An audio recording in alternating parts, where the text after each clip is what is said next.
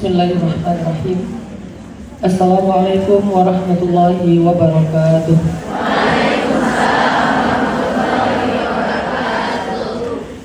Alhamdulillahirabbil alamin. Alhamdulillahilladzi bi ni'matihi tatimmus shalihat wa bi fadlihi tatanazzalul khairat wal barakat wa bi taufiqihi tatahaqqaqul maqasid wal ghayat. Asyhadu an la ilaha illallah wahdahu la syarika lah wa asyhadu anna sayyidana Muhammadan abduhu wa rasuluhu alladzi la nabiyya ba'dah. Allahumma salli ala sayyidina Muhammadin fil awwalin wa salli ala sayyidina Muhammadin fil akhirin wa salli ala sayyidina Muhammadin fil mala'il a'la ila yaumiddin. Wa salli wa sallim wa barik ala sayyidina Muhammadin wa ala alihi wa ashabihi ajma'in. Yang sama-sama kita hormati dan kita muliakan Ibu Hajah Neni Nurlaini, kemudian juga Ketua Kemuslimahan ya namanya ya? Kemuslimahan Tokyo apa? Kemuslimahan Indonesia Jepang, dan semua anak-anak muda yang sedang merantau di Jepang, baik yang lagi kuliah atau belajar maupun yang lagi kerja, dan yang kayaknya bakal stay di Jepang kali ya. Tapi ini nggak kebawa hashtag kabur aja dulu kan?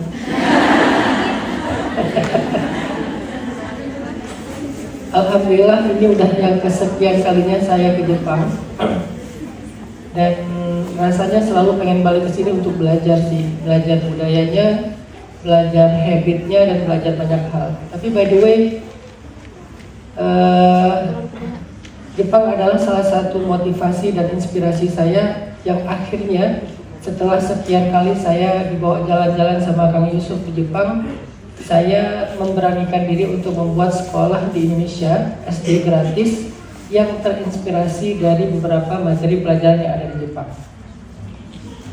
Semoga inspirasi-inspirasi yang kita dapat di seluruh dunia itu kita bawa pulang ke Indonesia sebagai sebuah amal solih, sebagai sebuah kontribusi kebangsaan dan kontribusi dakwah kita. Hari ini saya baru dapat judul nih, Allah aku kembali, taubatku belum terlambat kan? Bener kan judulnya? Iya. Kirain judulnya ubur-ubur ikan lele. Belum terlambat lele gitu ya. Jadi kita pengen bahas tentang kembali kepada Allah ataupun tentang taubat. Kembali kepada Allah itu dalam bahasa Arab disebut dengan istilah al-inabah. Jadi kalau misalnya orang yang pengen kembali kepada Allah itu atau diperintahkan untuk kembali kepada Allah itu, ayatnya wa anibu ila rabbikum, kembalilah kalian kepada Tuhan kalian. Jadi secara bentuk kata sifatnya disebut dengan al-inabah, kembalinya seseorang kepada Allah. Sedangkan penyesalan yang menjadi motivasi seseorang untuk kembali dalam bahasa Arab disebut dengan taubah. Jadi taubah itu secara definitif, bukan secara bahasa, kata para ulama artinya an-nadam. At-taubah hiyan nadam, wan nadam huwat taubah. Taubat itu adalah penyesalan, dan penyesalan itu adalah taubat, kata para ulama. Jadi kalau kita hari ini bicara tentang dua kata, dua diksi, maka kita akan lebih banyak membedah motivasi-motivasi bagaimana caranya kita semangat bertaubat dan semangat berinabah, semangat kembali kepada Allah Subhanahu wa taala. Baik, teman-teman anak-anak muda Tokyo dan sekitarnya yang dirahmati Allah Subhanahu wa taala. Poin pertama yang saya pengen share sama kalian tentang sebuah kenyataan fitrah manusia, bahwa berbuat salah itu adalah fitrah.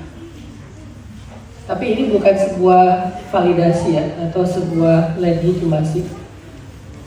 terlepas dari itu semuanya, berbuat salah itu adalah sebuah fitrah. Artinya nggak mungkin kita nggak berbuat salah, itu nggak mungkin. Jadi kita menghindar apapun tetap salah. Kita, orang lain, semua orang dalam kehidupan ini yang namanya berbuat salah itu fitrah. Sehingga poin dari kata-kata bahwa berbuat salah itu adalah fitrah, poin pentingnya adalah ya udah biasakanlah diri kita dengan orang-orang yang kadang bersalah kepada kita dalam kehidupan sehari-hari. Karena nggak mungkin kita bergaul dengan manusia lalu tidak menemukan kesalahan pada diri mereka, itu nggak mungkin. Sebagaimana kita juga sesoleh apapun, sehijrah apapun, sebolak-balik apapun kita ke Mekah, bahkan tinggal di Mekah, di Madinah, tapi kita nggak akan pernah terhindar dari yang namanya kesalahan ataupun dosa. Itulah kenapa sebelum Allah Subhanahu wa Ta'ala menurunkan kakek kita Adam alaihissalam ke bumi, padahal kan Adam itu memang diciptakan untuk tinggal di bumi kan. Inni ja'ilun fil ardi khalifah, sesungguhnya aku menjadikan seorang khalifah di muka bumi, kata Allah sebelum menciptakan Adam. Artinya Adam itu memang diciptakan untuk tinggal di muka bumi, sebetulnya bukan tinggal di surga. Kalau melihat dari ayat, kenapa Allah menciptakan Adam? Adam itu memang diciptakan sebagai khalifah, sebagai pemimpin yang akan mengurus bumi. Nah pertanyaannya, bagaimana cara Adam dari surga ke bumi? Kenapa nggak Allah putuskan aja Adam secara baik-baik, misalnya, wahai Adam, turunlah kamu ke bumi, sesungguhnya bumi itu pernah dirusak oleh jin, sekarang tugas kamu adalah memperbaikinya, merawatnya, menjaganya, kan bisa gitu ya. Sebagaimana Allah mengutus para malaikat. Gampang Allah mengutus Adam atau para malaikat ke bumi tanpa harus ada adegan drama salah. Kalau kita pakai logika kita dalam membaca sejarah kehidupan Nabi Adam, kenapa Adam diturunkan ke bumi itu dengan sebuah drama pernah melakukan satu kesalahan? Karena Allah Subhanahu wa Ta'ala memang ingin menyampaikan kepada anak cucunya Adam, kita itu memang kayak gitu, memang bersalah, kita itu memang pendosa, kita itu memang gak akan terlepas dari yang namanya kesalahan. Makanya kalau misalnya teman-teman baca tafsir ya, ini saya coba buka tafsir Ibnu Katsir tentang ayat taubatnya Adam di dalam surat Al-Baqarah ayat 37. Allah Subhanahu wa Ta'ala berfirman, A'udzu billahi minasyaitonir rajim. Bismillahirrahmanirrahim.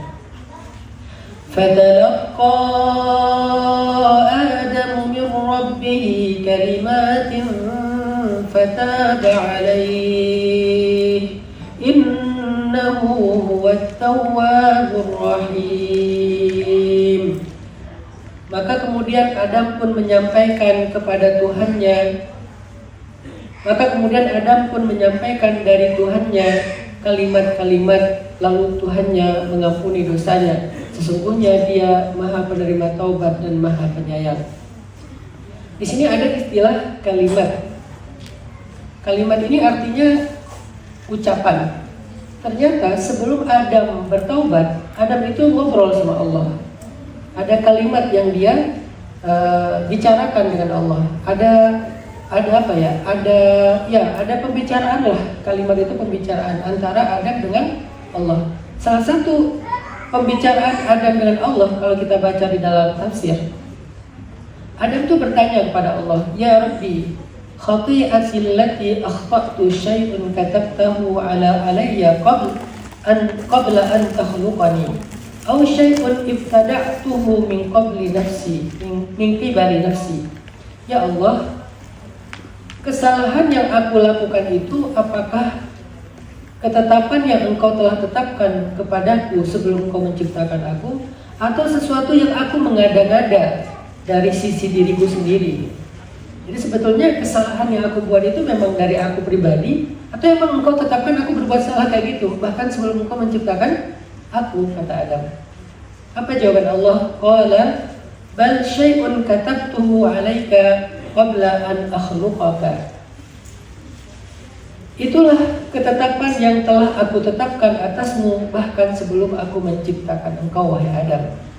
Qala, kemudian Adam mengatakan, fakama katabtamu alayya faghfirli, maka sebagaimana engkau telah menetapkan aku berbuat salah ya Allah, maka ampunilah aku. Ini kalimat dialog antara Adam dengan Allah. Sehingga ketika Nabi Adam mengatakan sebagaimana engkau telah menetapkan aku bersalah, maka ampunilah aku, kemudian Allah menerima taubat Adam dan mengampuni dosa Adam. Apa maksud dari kalimat ini? Kalau kita kan kalau ngobrol kayak gini, kira-kira respon kita apa?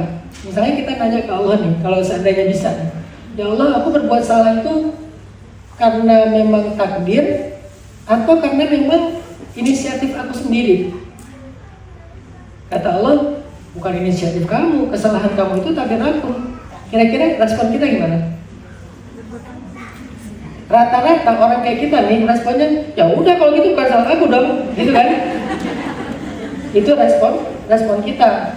Karena kita cenderung mencari pembenaran dan mencari kambing hitam. Itulah bedanya kita dengan Adam. Mencari pembenarannya apa? Oh, berarti aku benar dong, bukan aku yang salah, emang takdirnya yang salah.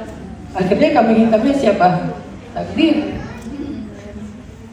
Tapi ternyata Adam luar biasa nih responnya. Ini pelajaran buat kita yang jarang dibahas dalam kisah Adam. Sebagaimana engkau telah mentakdirkan atau menetapkan aku berbuat salah, maka ampunkanlah aku. Artinya apa?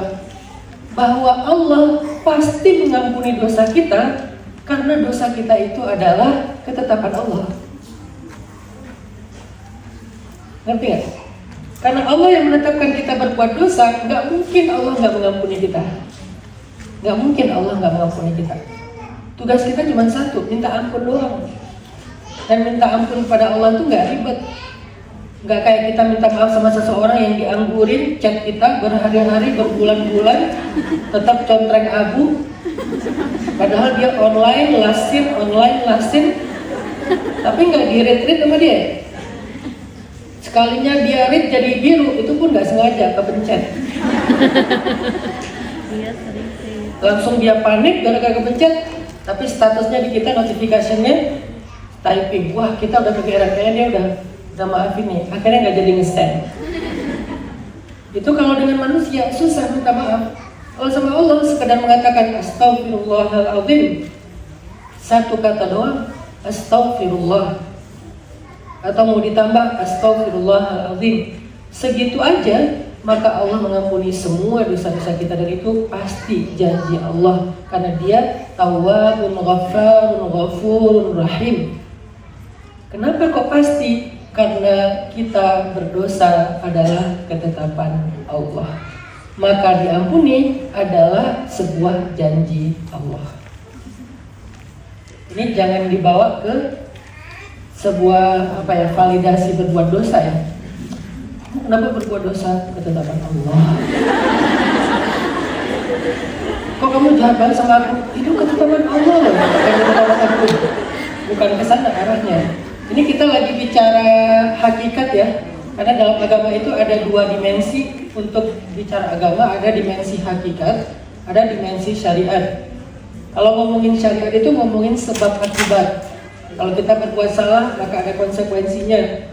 Kalau kita menyakiti orang lain maka ada hukumnya. Tapi kalau bicara hakikat itu bicara tentang penerimaan, bicara tentang lapang dada, bicara tentang belief, bicara tentang faith, bicara tentang hal-hal yang sifatnya ruhaniyah. Kalau syariat jasadiyah, kalau hakikat ruhaniyah tentang mental. Jadi kalau kita bicara mental health dalam konteks Islam, itu bicaranya ilmu hakikat. Kalau kalian pengen dapat mental health, kesehatan mental, atau mengobati mental problem kalian, mental illness kalian, atau segala hal yang bersifat mental issue, maka kita bicaranya ilmu hakikat tentang ruhaniyah. Tapi kalau bicara tentang urusan kita dengan manusia dalam hablum minan nas, itu bicaranya syariat atau jasadiyah, sebab akibat. Jadi enggak karena hakikat maka hukum itu diabaikan, enggak juga. Hukum tetap berjalan. Makanya Nabi Adam diturunkan ke bumi. Walaupun sebetulnya secara hakikat kesalahan Nabi Adam itu adalah ketetapan Allah. Kenapa kita bicara tentang hakikat? Bukan untuk mengotak-ngatik atau untuk mengintervensi syariat, bukan. Ngerti nggak bicara hakikat yang mengintervensi syariat?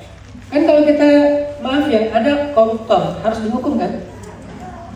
Lalu nanti dia pakai bahasa hakikat untuk memvalidasi dan melegitimasi kesalahannya. Saya kan korupsi karena ketetapan Allah. Nah ini berarti mengintervensi syariat dengan hakikat, nggak nyambung. Urusan syariat sebab hakikat harus dijalankan, tapi urusan hakikat itu urusan kita belajar menerima, belajar nggak larut dalam rasa bersalah, belajar untuk meminta ampun kepada Allah, belajar memperbaiki diri, belajar untuk ikhlas, belajar untuk ridho. Itu namanya hakikat. Ya bahasanya bahasa batin. Dan belajar ilmu hakikat ini salah satu ilmu pokok dalam Islam yang biasanya dibahas oleh ulama-ulama tasawuf. Walaupun bagi anak-anak urban istilah tasawuf itu nggak terlalu populer, bahkan cenderung dibawanya ke arah tasawuf falsafi, tasawuf filsafat, pemikiran, bukan tasawuf riyadhi, tasawuf amalan. Jadi kalau kita bahas tentang ilmu hakikat, ruhaniyah, itu sama pentingnya dengan bahas ilmu syariat. Ilmu syariat itu apa? Halal, haram, ini boleh, ini nggak boleh. Itu ilmu syariat. Biasanya ustadz-ustadz fikih yang bahas ilmu syariat. Tapi kalau ilmu hakikat biasanya ustadz-ustadz yang tasawuf yang bahas ilmu hakikat. Dan sejak dulu, sejak saya pulang dari Mesir, pembahasan saya itu ada di ruang hakikat. Saya jarang berfatwa. Kalau ada yang nanya ke saya tentang fatwa sesuatu, saya bilang tanya aja kepada yang ahli, karena saya bukan expert di bidang fatwa, tapi saya concern di bidang hakikat atau ilmu ruhaniyah. Makanya ketika anak muda lagi rame-ramenya isu mental, itu nyambung banget dengan materi-materi saya, sehingga saya dengan mudah untuk bisa menotis hal-hal yang berkaitan dengan mental issue yang ada di dalam Al-Quran atau ada di dalam Islam. Gampang di highlight karena memang pembahasan hakikat.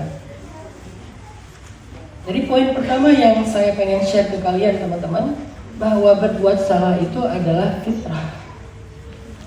Nabi Adam ketika beliau berbuat salah, sebelum beliau bertaubat, beliau sempat nanya kepada Allah, ya Allah, apakah kesalahan saya ini adalah ketetapanmu atas saya, atau kesalahan saya ini adalah sebuah inisiatif saya? Kemudian Allah menjawab, sesungguhnya kesalahan kamu itu adalah ketetapanku atasmu. Lalu Adam menjawab lagi dengan kalimat, ya Allah, sebagaimana engkau menetapkan aku berbuat salah, maka ampunkanlah aku. Ini bukan nyalahin Allah, tapi meminta meminta kebaikan Allah dengan menerima ketetapannya. Jadi bukan nyalahin Allah, lebih tepatnya meminta kebaikan Allah dengan menerima ketetapannya. Karena nggak bisa kita meminta sesuatu kepada Allah tapi menolak ketetapannya. Jadi kayak kita misalnya mau meminta sesuatu itu kita harus menerima dulu apa yang menjadi harapan dia atau keinginan dia atau perintah dia. Kalau dia atasan kita, dia suruh kita sesuatu, kemudian kita, oh iya boleh nggak saya gini. Jadi ada kayak semacam tawar menawar ya. Ketika kita menerima sebuah perintah atau kita menerima sebuah job desk, SOP, sebuah keputusan, kita juga berharap ada kebaikan yang kita dapatkan. Nah itu adalah sebuah tawar menawar yang walaupun dengan Allah bahasanya bukan tawar menawar, tapi lebih kayak harapan seorang hamba dalam penerimaannya terhadap ketetapan Allah. Jadi jangan sampai kita ke Allah itu nolak segala ketetapannya, protes, mempertanyakan, tapi pengennya banyak, doanya itu macam-macam. Berarti dia seorang hamba yang tidak berserah kepada Allah. Makanya Adam mengatakan, sebagaimana engkau menetapkan aku bersalah, artinya aku terima ditetapkan sebagai seorang pendosa, sebagai seorang yang bersalah. Aku terima kalau engkau menjadikan aku seorang yang melakukan kesalahan. Aku terima ya Allah, maka ampunilah aku. Ini ada hal yang luar biasa di sini, yang kata para ulama disebut dengan istilah iktiraf. Iktiraf itu sebuah pengakuan dosa atau sebuah kondisi di mana kita berdamai dengan kesalahan. Karena hari ini salah satu di antara mental problem itu adalah ketika kita tidak bisa berdamai dengan kesalahan kita di masa lalu. Akhirnya kita terjebak di dalam marah, terjebak di dalam trauma, terjebak di dalam angan-angan. Lau anni fa'altu kada wa kada, coba kalau waktu itu aku begini, coba kalau waktu itu aku begitu. Kita terjebak di dalam rasa bersalah di masa lalu berangan-angan untuk merubahnya. Berarti kita tidak iktiraf, tidak berdamai dengan kesalahan itu. Sedangkan kalau kita nggak bisa berdamai dengan kesalahan kita dan tidak bisa berdamai dengan kesalahan orang lain, hidup kita tuh susah. Kenapa susah? Karena kita akan terlalu perfeksionis, kita akan terlalu idealis, kita akan terlalu di awam-awam, bahkan kita terjebak tadi di dalam andai-andai dan angan-angan. Makanya penting belajar iktiraf, belajar mengakui kesalahan, belajar menerima kesalahan, belajar memaafkan, belajar berdamai. Itu tuh penting untuk mental health, untuk kesehatan mental. Dan itu dibahas dalam literasi Islam tentang taubat dalam perspektif hakikat. Kalau literasi Islam tentang kesalahan dalam perspektif syariat, berarti tentang hukum-hukum. Kalau salahnya begini, nanti kifarat dosanya begini. Kalau salahnya begini, berarti nanti qadha-nya begini. Kan itu hukum-hukum ya. Salah dalam misalnya puasa, yang sengaja naon air pas lagi wudhu di bulan puasa misalnya, benar apa salah? Salah. Konsekuensi hukumnya apa? Berarti dia harus mengqadha puasanya. Yang terlanjur gibah di bulan puasa, salah apa benar? Salah. Apa hukum puasanya? Kan ada konsekuensi kan? Apalagi yang punya gibah klub. SOP-nya apa? Semakin pelan suaranya, semakin penting infonya ya. Semakin manyun mulutnya, itu semakin akurat tuh beritanya. Itu gibah-gibah. Udah gitu sambil istighfar, sambil zikir. Masa sih nggak nyangka, subhanallah. Sambil zikir, sambil gibah. Apa konsekuensi hukumnya? Itu bicara syariat.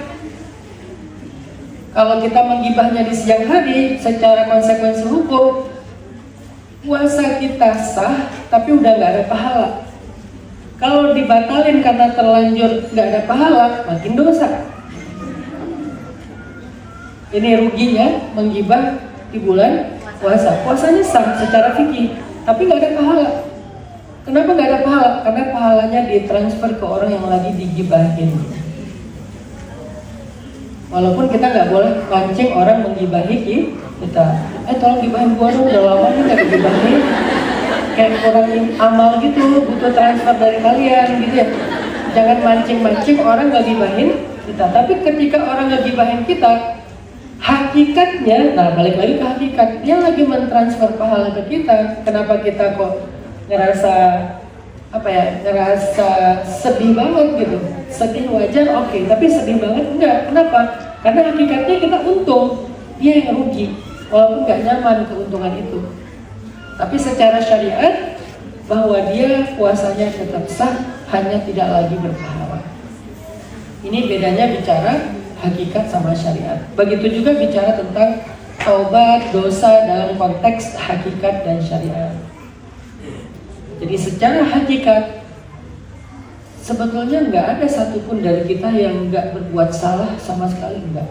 Sampai Nabi SAW bersabda dalam sebuah hadis yang lumayan panjang, kata Nabi, seandainya kalian tidak berbuat dosa, maka Allah akan membinasakan kalian kalau Allah akan menggantikan kalian dengan generasi yang lain, umat yang lain yang akan berbuat dosa dan kemudian mereka bertaubat sehingga Allah menerima taubat mereka dan mengampuni dosa mereka. Coba, seolah-olah kan hadis ini tuh menyuruh kita harus berbuat dosa ya. Karena kalau kita gak berbuat dosa kita dibinasakan ya. Bukan, ini bukan hadis menyuruh kita berbuat dosa. Ini hadis menyampaikan fitrah kita tuh memang berbuat dosa. Gak mungkin kita gak berbuat dosa. Kalau seandainya kita gak berbuat dosa sama sekali, tapi itu gak akan terjadi, maka kita akan dibinasakan. Kenapa? Karena Allah akan menciptakan satu makhluk untuk berbuat dosa, lalu mereka bertaubat dan Allah mengampuni dosa mereka. Itulah salah satu fun fact-nya kita sebagai manusia. Dalam bahasa lainnya fitrah. Maka kalau nanti kalian menikah, siap-siaplah mentalnya kalian menikahi seorang pendosa. Dan kalian pun pendosa, kan gitu kan? Kalian tidak menikah dengan malaikat, sehingga ketika dia berbuat kesalahan kalian kaget. Kok gini ya? Kayaknya aku salah jodoh deh. Kalian tidak menikah dengan malaikat, kalian menikah dengan seorang pendosa. Kalian cari kemanapun di muka bumi, selama kalian menikah dengan sesama manusia, maka kalian adalah menikah dengan pendosa. Walaupun gak harus separah Walid sih ya. Ada yang namanya Dewi di sini? Ya ada kan? Jangan sampai nanti pakai narasi Walid tak Dewi boleh tak?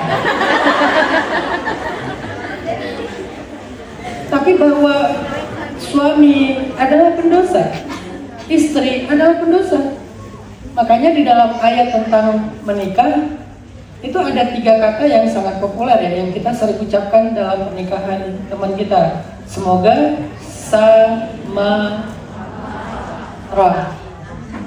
samara, bukan samawa. Karena kalau samawa, sakinah, mawaddah, wa. Kan wa itu satu kata sendiri kan? Dan ya, seharusnya samara, sakinah, mawaddah, rahmah dong. Ya udah populer. Oke, samawa ya. Yang ketiganya apa? Rahmah.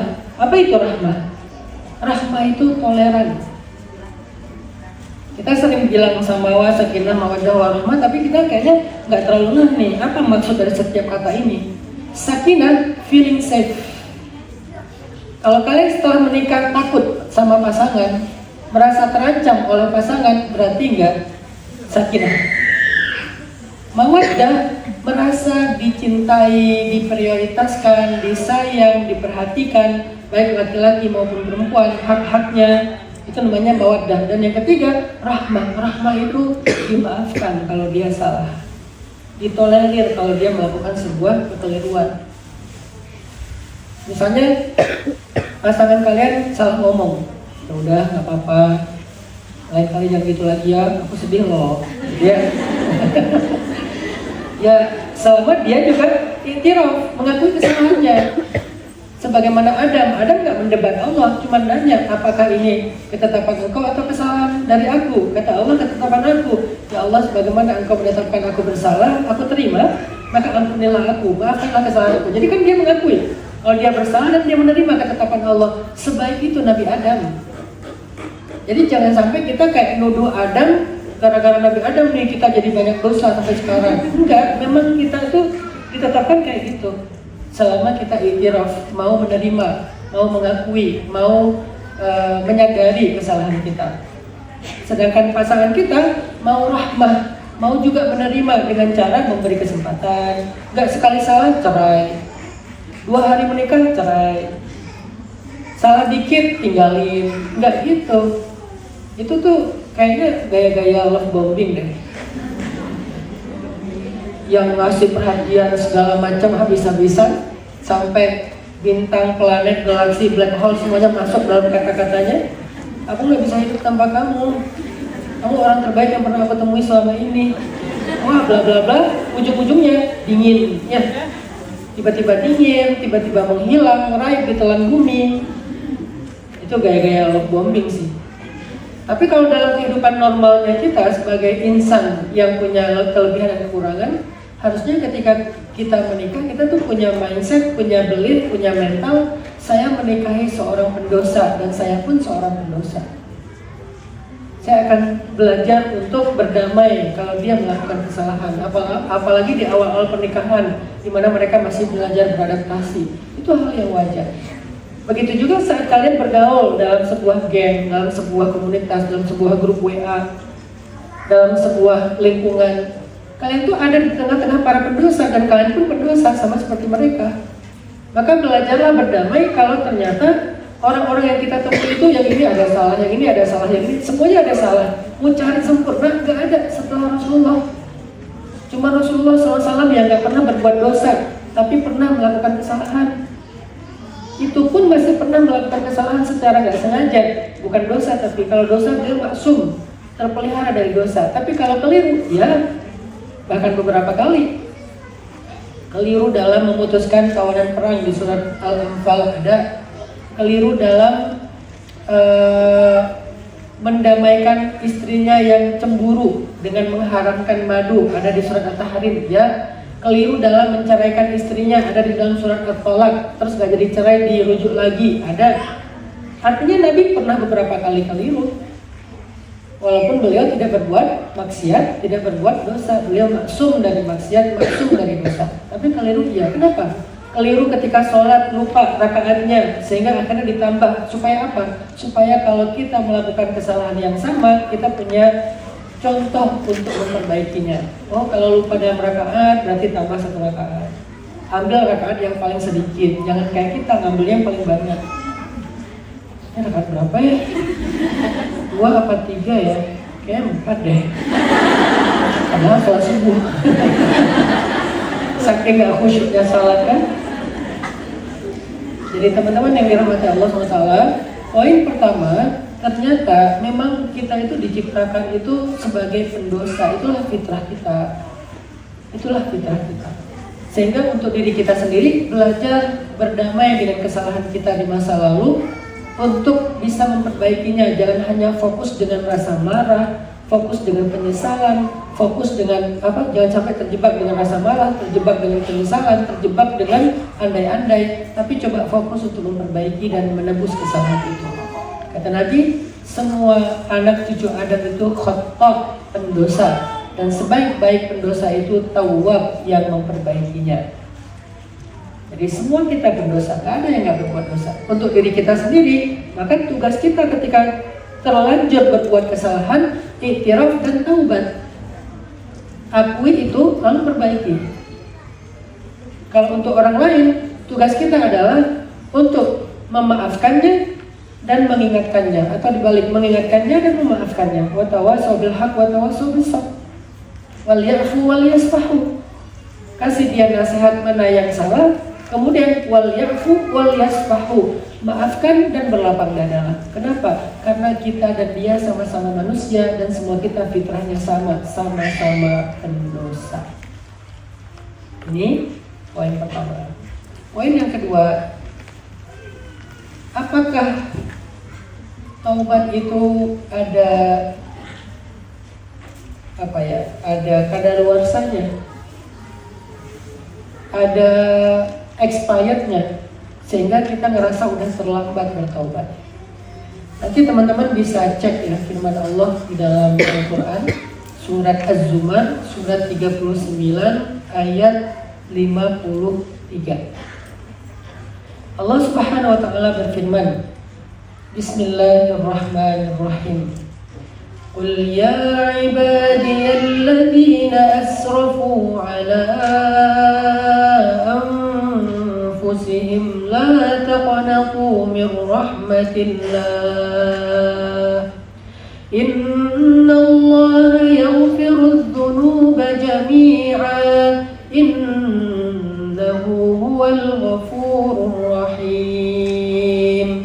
Wa anibu ila rabbikum wa aslimu lahu min qabli an ya'tiyakumul 'adzab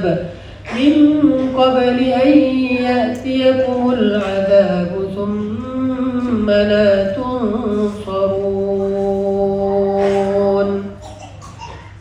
Qul ya ibadiyalladzina asrafu ala anfusihim. Katakan, jadi ini Allah lagi menyuruh Nabi Muhammad menyampaikan berita penting ini kepada kita. Qul, wahai Muhammad, wahai kekasihku, ya ibadiyalladzina asrafu ala anfusihim. Kata Allah, wahai hamba-hambaku yang telah melampaui batas atas diri mereka sendiri. Apa maksud melampaui batas atas diri mereka sendiri? Maksudnya dosanya itu udah di atas rata-rata. Artinya dosanya itu besar banget atau dosanya banyak banget. Sampai nggak ada lagi dosa yang tersisa, semuanya udah dia lakukan. Sampai nggak ada yang percaya kalau dia itu manusia, seolah-olah udah kayak setan gitu, saking banyaknya dosa. Semuanya, ya syirik, ya zina, ya minum, ya membunuh, ya pokoknya semuanya, ya riba, ya durhaka sama orang tua, ya durhaka sama guru, ya durhaka sama anak. Karena yang durhaka bukan cuma anak ke orang tua ya, by the way. Orang tua juga bisa durhaka ke anak loh. Kok kita jarang dengar itu, Ustaz? Karena yang ceramahnya orang tua. Coba kalau yang ceramah yang muda-muda, pasti ada ketemu tuh hadisnya, orang tua durhaka sama anak. Kan biasanya kalau yang ceramahnya orang tua berarti request orang tua. Kalau saya lebih senangnya yang adil, perspektifnya harus dua sisi. Orang tua bisa durhaka sama anak, anak apalagi bisa durhaka sama orang tua. Dan itu memang ada hadisnya atau ada ceritanya di zaman kaum muslimin, di zaman sahabat. Allah Subhanahu wa taala bilang, wahai hamba-hambaku. Artinya apa? Allah masih memanggil kita dengan panggilan hamba, padahal kita di sini tuh adalah orang-orang yang melakukan dosa-dosa besar. Kok masih dipanggil hamba, padahal dia pendosa yang sangat banyak dosanya. Saking sayangnya Allah kepada kita. Jadi panggilan hamba itu dalam bahasa Arab artinya panggilan mulia dari Allah kepada kita. Jadi kalau Allah lagi sayang kepada kita, manggilnya hamba. Kalau biasa aja namanya yang dipanggil. Kalau Allah marah, Allah nggak memanggil namanya. Allah memanggil sifatnya atau keburukannya. Misalnya fajir, asi, wahai pendosa, wahai yang durhaka, wahai ini, wahai itu gitu ya. Atau dipanggil namanya. Tapi kalau Allah lagi sayang, dipanggilnya hamba. Kayak Allah ketika bicara tentang Nabi Muhammad gak mengatakan Subhanalladzi asra bi Muhammadin. Bukan gitu.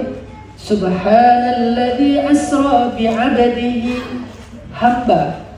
Jadi ketika Allah mengatakan kita hambanya, itu kayak seorang ayah mengatakan anak aku. Kayak seorang anak mengatakan itu orang tua aku. Kayak pasangan mengatakan itu istri aku, itu suami aku. Wahai suamiku, wahai istriku. Daripada ya fulan, ya fulanah. Berarti memanggil hamba itu adalah panggilan kasih sayang, kata para ulama tafsir. Di sini apa pelajarannya? Meskipun kita banyak berbuat dosa, Allah masih mau manggil kita hamba. Itu artinya Allah tetap sayang sama kita, teman-teman. Jangan salah paham sama Allah. Kalian seberdosa apapun, Allah sayang sama kalian. Ustaz, saya aja benci sama diri saya sendiri, tapi Allah enggak kok. Saya tuh dibenci sama semua orang dalam kehidupan saya, ya, tapi Allah enggak. Jangan berkecil hati. Kalau kalian bahkan sampai membenci diri kalian sendiri dengan kesalahan-kesalahan kalian, jangan berkecil hati. Kalau orang-orang enggak ada yang sayang lagi sama kalian karena sebuah kesalahan kalian yang fatal, karena Allah tetap sayang sama kalian. Segimanapun fatalnya kesalahan kita, segimanapun besarnya dosa kita, Allah masih manggil kita, ya ibadi, wahai hamba-hambaku. Disinilah ada semacam sebuah harapan, motivasi. Allah nggak pengen kita putus harapan. Kayaknya aku udah nggak pantas lagi deh jadi hamba Allah. Kayaknya aku udah nggak pantas lagi deh jadi manusia. Aku pengen hilang aja. Kan hari ini anak muda pengen hilang itu lebih fatal daripada pengen mati kan. Aku kayaknya pengen hilang aja deh gitu. Atau mungkin yang lainnya, aku pengen mati aja. Kenapa pengen mati? Kenapa pengen hilang? Karena ngerasa udah nggak ada harapan. Karena ngerasa udah nggak bisa memaafkan. Karena ngerasa udah nggak ada kesempatan. Karena ngerasa nggak ada lagi yang mau peduli sama kita. Allah peduli sama kalian. Hidup ini sebetulnya hakikatnya bukan tentang kita dengan manusia. Itu cuman asbab doang. Hakikatnya antara kita dengan Allah. Kalau Allah masih peduli, nggak penting yang lain. Karena kalau Allah sayang sama kita, Allah akan membolak-balikkan hati manusia yang dari benci menjadi sayang. Mudah banget bagi Allah. Sebagaimana Allah bisa membolak-balikkan hati manusia dari sayang jadi benci, juga mudah bagi Allah. Mudah sekali bagi Allah untuk mengangkat seseorang dan menjatuhkan yang lainnya. Kita lihat sekarang kan, apalagi di negeri kita di Indonesia, tiba-tiba muncul artis hanya gara-gara dia galau, sedih, diputusin pacarnya, sekarang terkenal jadi pemain film.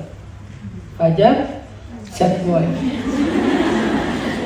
Dari set jadi populer ya. Dulu di Bandung ada Odading Mang Oleh. Walaupun sekarang udah tenggelam lagi kan, yang orang ngantri mau beli odading dia. Padahal sebetulnya odadingnya sama dengan odading yang lain. Tapi Allah pengen ngangkat derajat dia aja. Atau yang lain-lainnya, banyak lah sampai gak terhitung jumlahnya. Tiba-tiba di Lampung ada waktuku kecil. Oh my, ya, saya sampai bingung gimana yang melupakan lagu itu ya. Susah banget gitu, selalu muncul di kepala saya. Saya lagi naik mobil, waktuku kecil waktu.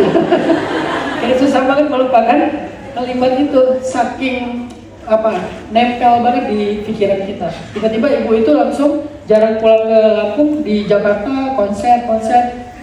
Allah gampang menaikkan seseorang dan juga gampang untuk menjatuhkan seseorang. Jadi hidup kita itu antara kita dengan Allah sebetulnya. Makanya ketika Nabi memberi nasihat kepada Ibnu Abbas, ya ulam, fadillah, ya fazkah. Jaga Allah, Allah jaga kamu. Kalau seandainya manusia berkumpul ingin menolong kamu, mereka nggak bisa nolong kamu kecuali dengan ketetapan Allah yang berlaku untukmu. Seandainya manusia berkumpul ingin mencelakai kamu, mereka nggak bisa mencelakai kamu kecuali dengan ketetapan Allah yang berlaku atasmu. Jadi hidup itu tentang kita dengan Allah awalnya, baru kemudian syariatnya Allah datangkan manusia untuk menolong kita. Padahal hakikatnya itu bukan mereka yang menolong kita, Allah yang menolong kita. Wa ma ramaita idz ramaita walakinnallaha rama.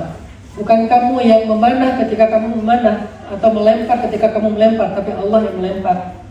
Hakikatnya gitu kan, kalau di dalam surah Al-Anfal ayat tentang perang. Ketika kaum muslimin menang perang, mereka ngerasa bahwa kami jago dalam melempar tombak, kami jago dalam memanah. Bukan kamu yang melakukan itu, tapi Allah yang melakukan itu. Cuman dengan tangan kamu.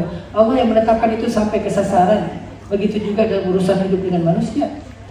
Allah mendatangkan dan menyuruh mereka pergi, itu tuh suka-suka Allah. Tiba-tiba orang banyak yang follow kita, tiba-tiba orang banyak yang unfollow kita. Banyak terjadi kan? Bisa jadi ada seorang artis yang dulunya dielu-elukan, tiba-tiba dia unfollow berjamaah, isinya hater semua. Bisa, ada yang kayak gitu. Ustadz juga kayak gitu, dan saya juga pernah kayak gitu. Saya hitung-hitung saya viral 6 bulan sekali deh. Kayak siklus gitu viralnya. Terakhir viral itu kan gara-gara cadar kan. Saya sampai dipanggil sama Polda Metro. Tapi pas sampai di sana, BAP segala macam, beres BAP, malah mereka curhat. Jadi malah saya jadi konsultan gitu. Ustadz kalau gini gimana loh? Saya bukannya mau di BAP, ini saya bilang udah selesai edisi BAP-nya. Kenapa? Ya mungkin memang udah itu ya, ujiannya datang secara siklus gitu. Jadi 6 bulan sekali, viral 6 bulan sekali, ada aja. Dan itu suka-suka Allah. Kadang-kadang kita kayak ngerasa lagi jatuh, padahal Allah ingin mengangkat kita setinggi-tingginya. Ketika kita lagi dihujat, tiba-tiba Allah justru mau mengangkat kita lebih mulia daripada sebelumnya. Jadi hidup ini antara kita dengan Allah. Sehingga kalau misalnya kita berbuat dosa, kita tanya dulu nih, Allah masih lihat saya enggak? Allah masih nunggu saya enggak? Allah masih membukakan pintu untuk saya enggak? Ketika semua menutup pintunya dari saya, semuanya meninggalkan saya. Ternyata enggak. Allah masih ternyata ya Allah masih menunggu kita, membuka pintu taubat untuk kita dan memandang kita dengan kasih sayangnya. Masih teman-teman, jangan berkecil hati. Maka kalau kita udah tahu Allah itu nunggu kita, datanglah. Karena kita ngapain mendatangi seseorang yang gak pernah menunggu kita? Mendatangi mantan. Udah tahu mantan gak nunggu kita, tahu dari mana? Kan kita masih suka stalking pakai akun kedua ya.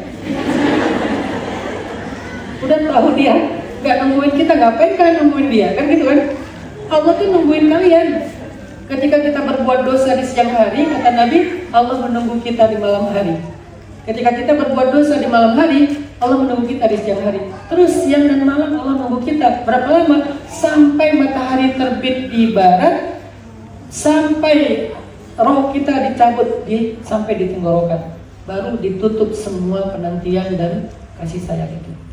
Sebelum itu terjadi, Allah masih sayang sama kita, Allah masih nunggu kita, Allah masih menyediakan taubat untuk kita. Jadi kalau manusia nggak bisa memaafkan kita, nggak apa-apa, maka datanglah kepada Allah. Bahkan kalau kita pun nggak bisa memaafkan diri kita sendiri, nggak apa-apa, datanglah kepada Allah. Allah yang akan memaafkan. Baru setelah itu Allah akan ajarkan kita memaafkan diri kita sendiri. Allah akan ajarkan manusia memaafkan kita. Kata Allah, Ya ibadiyalladzina asrafu ala anfusihim la taqnatu min rahmatillah. Jangan berputus asa dari rahmat Allah. Arti berputus asa apa? Kayak putus harapan. Asa itu kan bahasa Arab yang jadi bahasa Indonesia. Apa arti asa? Asa itu artinya harapan. Bahasa Arabnya asa. Asa ayyab'ataka rabbuka maqaman mahmuda. Asa itu artinya semoga. Cuman karena orang Indonesia nggak bisa bilang ain, jadilah asa. Kan susah kalau kita bilang berputus asa. Susah kan? Kamu jangan gampang berputus asa. Susah ya, kesel ya. Jadilah dari asa jadi asa. Asa itu artinya harapan. Artinya orang yang berputus asa itu kayak nggak berharap lagi diampuni, nggak berharap lagi bisa jadi orang benar. Itu berarti dia yas itu artinya berputus asa. Sedangkan Allah berfirman, la taqnatu min rahmatillah. Jangan berputus asa dari rahmat Allah. Innallaha yaghfirudz dzunuba jami'a. Allah mengampuni dosa-dosa semuanya. Ya Allah, saya pernah membunuh semuanya. Ya Allah, saya pernah berzina semuanya. Ya Allah, saya pernah datang ke dukun, ngeramal nasib, salah pula semuanya. Ya Allah, saya pernah riba, bahkan saya justru yang jadi rentenir, pinjol, bla bla bla, semuanya. Ya Allah, saya pernah durhaka sama orang tua. Pokoknya semuanya, nggak ada yang nggak, termasuk syirik. Dosa syirik baru nggak diampuni kalau orang yang mati dalam keadaan musyrik. Kalau dia masih hidup, kalau dia bertobat, Allah mengampuni. Bukankah semua sahabat yang converting to Islam dulunya musyrik kan? Sebagian besarnya, kecuali Abu Bakar, Khadijah, Ali, itu yang nggak pernah musyrik sebelumnya. Tapi sebagian besarnya kan dulunya musyrikun, orang yang pernah menyembah berhala. Tapi kalau dia bertaubat, dia convert ke agama Islam, maka Allah mengampuni semua dosanya. Jangan berputus asa, kata Allah. Dan nggak ada terlambatnya. Innallaha yaghfirudz dzunuba jami'a. Innallaha huwal ghafurur rahim. Innahu huwal ghafurur rahim. Apa arti ghafur? Apa bedanya ghafur dengan ghaffar? Ghaffar itu artinya mengampuni dosa yang sangat banyak, yang berulang-ulang. Jadi kalau kalian berbuat dosa lalu bertaubat, Allah ampuni. Dosa lagi, taubat lagi, Allah ampuni lagi. Dosa lagi, taubat lagi, Allah ampuni lagi. Berapa kali Ustaz? Nggak ada hitungannya. Mau 1.000.000 kali kalian berbuat dosa, 1.000.000 kali kalian bertaubat, 1.000.000 kali Allah mengampuni taubat kita, mengampuni dosa kita, menerima taubat kita. Allah nggak pernah berputus asa mengampuni taubat, mengampuni dosa kita. Kenapa kita berputus asa minta ampun? Allah aja yang mengampuni, nggak pernah putus asa ngampuni. Ibaratnya kita yang dizalimin nih, nggak pernah putus asa maafin dia. Kok malah dia yang putus asa minta maafin gitu kan? Aneh. Allah tuh nggak pernah putus asa ngampuni dosa kita. Bermiliar kali kita berbuat dosa, bermiliar satu kali Allah mengampuni dosa kita. Itu namanya Ghaffar. Sedangkan Ghafur dalam bahasa Arab, kalau Ghafur itu yang mengampuni dosa-dosa besar. Dosa-dosa yang kita tuh nggak percaya bisa melakukan itu. Dan kalau Allah sudah mengampuni, kalau kita sudah bertaubat, hal yang kecil aja bernilai besar di sisi Allah. Amalan kecil langsung berubah menjadi amalan besar. Kok bisa gitu Ustaz? Karena Allah tahu orang yang banyak dosa itu gak cukup waktu untuk melakukan amal-amal yang besar. Sehingga Allah dengan pemurahnya, amal yang kecil pun dihitung besar. Contoh, perempuan yang pernah menjadi pezina di masa lalunya, setelah dia bertaubat, Sekedar dia ngasih minum seekor anjing yang kehausan aja masuk surga kan? Itulah dahsyatnya amalan setelah bertobat. Makanya kalau kalian udah bertobat, jangan sia-siain, langsung beramal soleh. Karena ketika habis bertobat, amal soleh kita itu nilainya gede banget di sisi Allah. Jangan habis bertobat mikirin bikin dosa apa lagi ya, biar bisa bertobat. Nggak kesana arahnya. Tapi kalau terlanjur berbuat dosa, ya udah tobat lagi, jangan putus asa. Cuman habis bertobat, mindsetnya saya harus beramal soleh, sekecil apapun. Cuman ngasih minuman seekor anjing doang. Jadi walaupun dalam Islam itu anjing itu secara fikih syariatnya najis, tapi hakikatnya justru ada orang yang masuk surga gara-gara apa anjing yang di Jepang teh? Hachiko. Gara-gara dia, gara-gara dia sih, gara-gara seekor anjing yang kehausan dikasih minum, akhirnya masuk surga. Tapi bisa juga gara-gara seekor kucing yang dibiarin mati, nggak dikasih makan dan minum, akhirnya masuk neraka. Ternyata ada dua perempuan, satu masuk surga, yang satu lagi masuk neraka gara-gara pet, gara-gara hewan peliharaan. Yang satu anjing, yang satu kucing. Uniknya bukan kucing yang memasukkan ke surga, bukan anjing yang memasukkan ke neraka. Inilah luar biasanya betapa amalan kecil sederhana yang kita remehkan kalau udah bertaubat itu menjadi amalan yang istimewa. Jadi kalian bertaubat, ngaji kayak gini, pahalanya lebih gede daripada orang yang ngaji pada umumnya. Kenapa? Karena orang yang memperbaiki diri itu Allah suka sama mereka. Innallaha yuhibbut tawwabin wa yuhibbul mutatahhirin. Allah mencintai orang yang bertaubat dan mencintai orang yang memperbaiki diri atau membersihkan diri. Allah cinta sama kita, teman-teman. Sama, saya juga seorang pendosa. Hari ini saya berbuat dosa, hari ini saya bertobat, Allah cinta sama saya. Bagaimana cara meraih cinta Allah? Bertobatlah yang banyak. Nabi sehari semalam bertobat 100 kali, padahal beliau maksum. Harusnya kita sehari semalam bertobat lebih banyak dari itu, karena kita asli pendosa. Semoga ini menjadi semangat buat kita untuk menotis dua poin tadi. Yang pertama, dosa dan kesalahan itu fitrah. Jadi kita ketika berbuat dosa itu adalah fitrah, orang lain berbuat dosa juga adalah fitrah. Maka tugas kita adalah pertama berdamai dengan kesalahan itu, yang kedua perbaiki kesalahan itu. Berdamai, perbaiki. Jangan sampai ketika ada orang berbuat salah, kita nggak mau berdamai dan memaafkan. Jangan sampai ketika kita berbuat salah, kita nggak mau memperbaiki. Berdamai dan perbaiki. Dan yang kedua, taubat itu adalah amal yang paling disukai Allah dari hambanya. Bisa dibilang amal soleh pertama yang dilakukan Adam itu adalah bukan yang pertama, yang kedua. Amal soleh pertama yang dilakukan Adam apa? Menuntut ilmu. Wa 'allama Adamal asma'a kullaha. Allah mengajarkan ilmu kepada Adam. Jadi amal soleh pertama Adam itu menuntut ilmu. Amal soleh kedua Adam taubat. Ternyata amal yang paling disukai Allah dari hambanya para pendosa sekaya kita nih adalah taubat. Sehingga kalau kita bertaubat, Allah cinta sama kita. Dan jangan berputus asa dalam taubat. Kenapa? Allah nggak pernah ninggalin kita, Allah nggak pernah berputus asa ngampunin kita, Allah nggak pernah menutup pintu rahmatnya dari kita. Sebanyak apapun dosa kita, sebanyak apapun, bahkan yang memenuhi langit dan bumi. Dan setelah bertaubat, beramallah walaupun amalan kecil. Karena amalan kecil itu, kalau bagi para pembuat dosa yang bertaubat, nilainya besar di sisi Allah Subhanahu wa Ta'ala. Saya kira demikian. Barakallahu fiikum. Allahu a'lam.